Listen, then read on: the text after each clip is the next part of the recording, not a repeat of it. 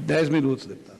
Senhor presidente, Mauro Pereira, meu correligionário, que dignifica o PMDB do Rio Grande do Sul, senhoras e senhores deputados, Isso mesmo. percebemos aqui dessa tribuna, hoje, tanto da parte dos oradores que me antecederam, uma só preocupação. Uma preocupação na busca do fortalecimento institucional do Parlamento brasileiro, principalmente o Congresso Nacional, quando assumiu a responsabilidade, por um lado, de avançarmos no que diz respeito à questão mais arguída, a questão mais levantada com relação aos procedimentos políticos do nosso país. Essa semana mesmo tive a oportunidade, em 2 cidades do interior do estado do Ceará, na minha zona norte, Uruburetama e Itapipoca, na Câmara Municipal, fazer o debate da reforma política. E o ânimo é tão grande que os debates se prolongam e todos aqueles que têm na política uma preocupação, uma vocação, um estímulo, sabem que o Brasil precisa se renovar. O Brasil precisa se ajustar. O Brasil precisa sair de um modelo que ficou saturado ao longo dos últimos anos e que nós não aguentamos mais, muitas vezes, tentar se justificar os desvios, os descaminhos, até mesmo a roubalheira, numa justificativa implacável, que serve para financiar políticos, que serve para financiar partidos políticos, que serve para financiar as campanhas eleitorais. É exatamente para mudar esse mote, é exatamente no sentido de reoxigenar e de se adaptar a uma nova realidade que busca transparência, amplia participação, que nós do PMDB, desde o nosso presidente, vice-presidente da República, Michel Temer, até o mais simples militante, temos nos imbuído, no Brasil inteiro, do Acre ao Rio Grande do Sul, num só projeto. Precisamos dar ao Brasil uma reforma política. Reforma essa que já vem sendo discutida nessa casa desde a Constituinte de 88, que no seu âmbito e no seu ambiente democrático liberalizou, deu uma nova feição ao Brasil do ponto de vista dos avanços sociais, dos avanços políticos, mas não fez a reforma política tão desejada. E aquele modelo ainda oriundo do século passado, anterior sequer à redemocratização, ainda da constituição dos partidos delegados, como Arena e MDB, persistem em muitas causas, em muitos momentos do processo eleitoral. É exatamente para buscar essa renovação, aquilo que aqui foi colocado anteriormente pelo deputado Henrique Fontana, do PT do Rio Grande do Sul, do qual eu discordo de pontos programáticos aqui colocados pelo deputado do PT, mas sou obrigado a concordar e reafirmar que nós temos um objetivo. O Congresso Nacional não pode mais postergar esse momento.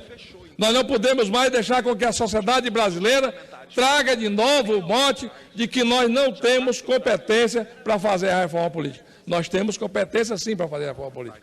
A comissão especial debateu ao longo dos últimos meses, o relator, o deputado Marcelo Castro, conseguiu fechar um relatório apresentado nessa comissão especial e nós esperamos que essa convocação de hoje possa fluir no sentido de avançarmos no debate, na discussão e, se for o caso, até mesmo de trazer esse relatório a plenário e aqui no plenário da Câmara dos Deputados possamos, durante toda essa semana, conforme compromisso assumido pelo presidente da Casa, deputado Eduardo Cunha, votarmos a reforma política.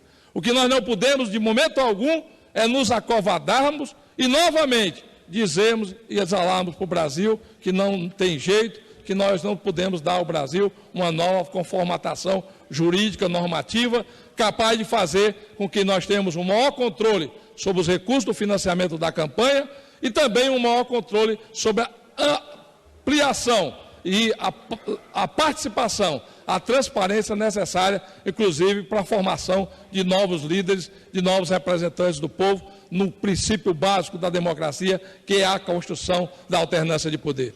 A alternância de poder é essa muito necessária, porque se por um lado precisamos fazer as reformas do lado da política, precisamos também entender que o momento econômico do Brasil é um momento de muita dificuldade. E aí, de novo, venho aqui com os exemplos das nossas peregrinações, das nossas caminhadas no interior do meu querido estado do Ceará. nesse fim de semana novamente, visitando os municípios da Zona Norte. Percebemos a tamanha preocupação, porque, de novo, no próximo semestre, o advento da velha cantilena secular do homem do Nordeste, exatamente na busca de uma convivência melhor com a seca, reafirmará e renascerá com muito mais força do que foi nos anos anteriores. Infelizmente, a reposição hídrica no nosso estado, a reposição das barragens e dos açudes que abastecem os municípios do nosso estado. Está aqui ao meu lado o deputado Odorico Monteiro, que também é do Ceará, e sabe muito bem que foi muito aquém exatamente da necessidade que nós temos para o consumo. Consumo humano, consumo nos centros urbanos. Hoje, o Brasil é um país urbano, 85% da nossa população mora nas cidades. E hoje o estado do Ceará já tem em estado de calamidade 93 municípios e chegaremos, entre agosto e setembro, a algo de 150 municípios, com mais de 20 deles, com certeza, em colapso de abastecimento d'água. Todas aquelas medidas, todas aquelas promessas que foram feitas no Parque da Estiagem, no final do ano de 2012, que diziam que o estado do Ceará ia receber 51 máquinas perfuratrizes, que diziam que iam ser feitas 5 barragens que estavam com projetos aprovados, inclusive o açude fogareiro. Todos os projetos de interligação de bacias, as adutoras que seriam permanentes, infelizmente, nenhuma das obras estruturantes com relação ao problema da falta d'água no meu estado foi resolvido, foi solucionado. A transposição a passos de tartaruga muito lentos, não chega aquele projeto que foi cobiçado, iniciado em 2005, até agora ainda não deu ar da sua graça e um pingo d'água molhou o solo cearense. Esperamos agora na nova promessa para o final de 2016. E como vamos atravessar o final de 2015 e o ano de 2016? É uma insegurança muito grande, porque os investimentos se dão de forma muito precária.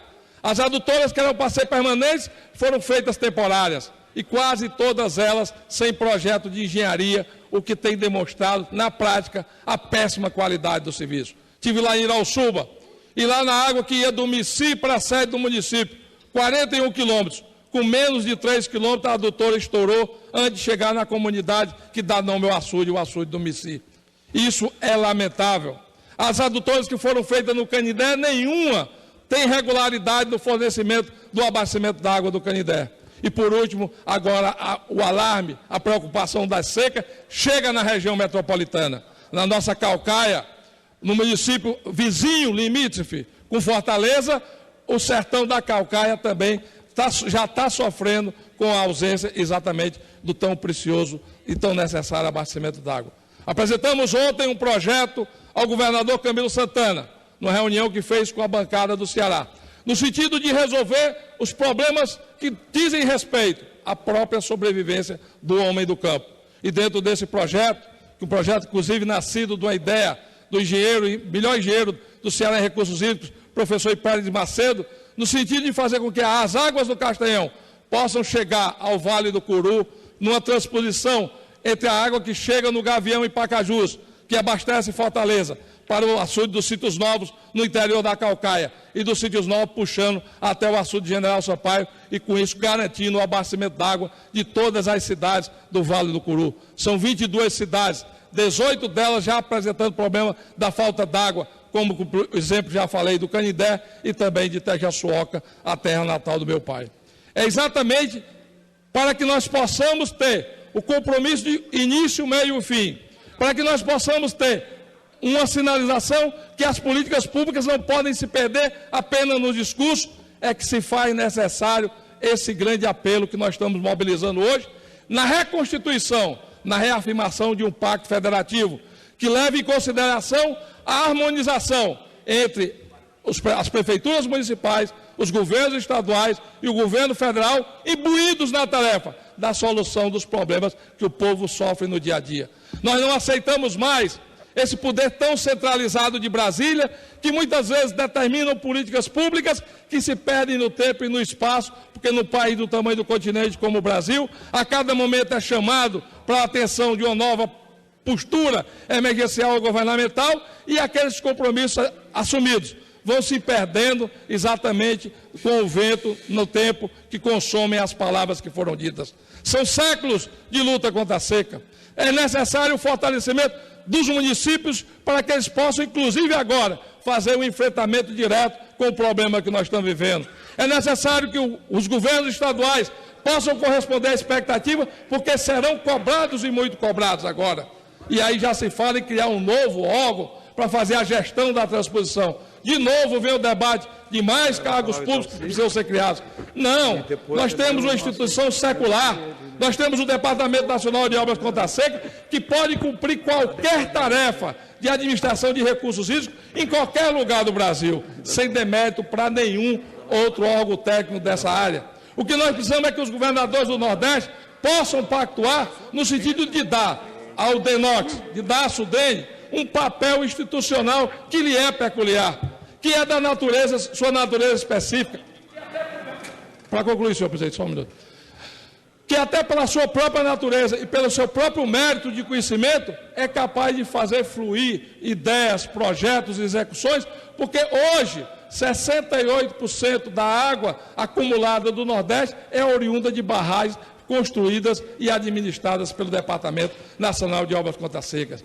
É esse desarranjo que todo dia inova na constituição de um novo órgão ou de uma nova política, que precisa ser superado por políticas pragmáticas capazes de executar aquilo que é assumido. E por isso, senhor presidente Mauro Pereira, nós estamos acreditando muito nesse novo momento do Congresso Nacional, na revisão do Pacto Federativo, na comissão especial que eu presido, e aqui tem o companheiro do Rocha do Maranhão, que é nosso parceiro, junto com o deputado Esperidião Amin, que a gente possa dar ao país, agora já na marcha dos prefeitos amanhã, uma proposta, que será a pré-proposta dessa rearrumação de um Brasil que precisa voltar a crescer. Meu muito obrigado, senhor presidente. Muito obrigado, deputado.